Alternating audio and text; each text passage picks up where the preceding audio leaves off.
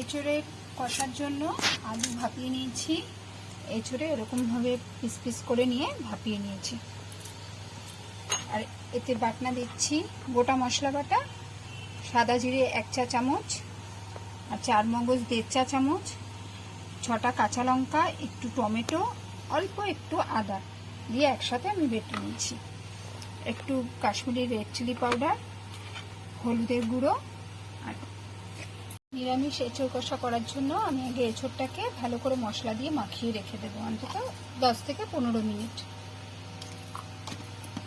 লবণ দিলাম, এবার একটু চিনি দিলাম,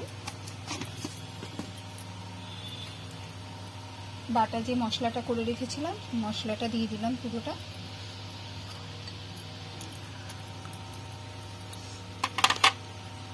হলুদ গুঁড়ো, লঙ্কা গুঁড়ো, কাশ্মীরি রেড চিলি পাউডার, এটা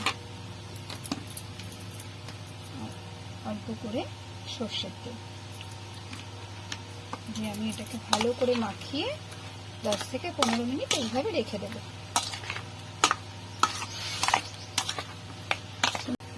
এখন মাখানো হয়ে গেছে, এবার এইভাবে আমি 10-15 মিনিট রেখে দেব। কড়াইতে তেল দিয়ে 2টো তেজপাতা, একটু সাদা জিরে আর একটু গোটা গরম মশলা দিয়ে দিলাম। এর মধ্যে 2টো এলাচ দিয়েছি আর একটা দারচিনি। ফোড়নটা একটু ভাজা ভাজা হয়ে গেলে তার মধ্যে ভাপানো আলু ছেড়ে দিলাম। মধ্যে একটু লবণ দিয়ে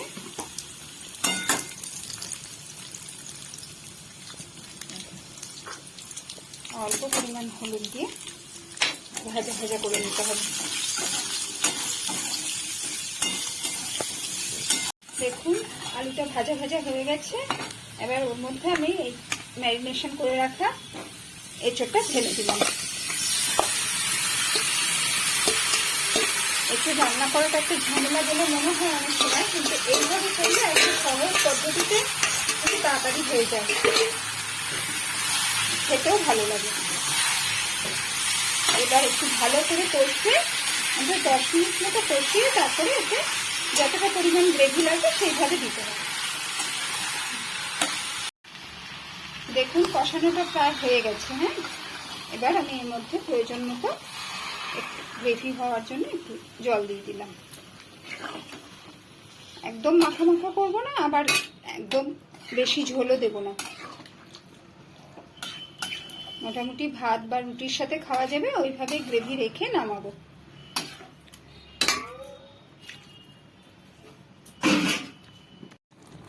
গ্রেভি দেওয়ার পর আর একটু লবণ লাগতো, তাই আমি প্রয়োজন মতো একটু লবণ দিয়ে দিলাম।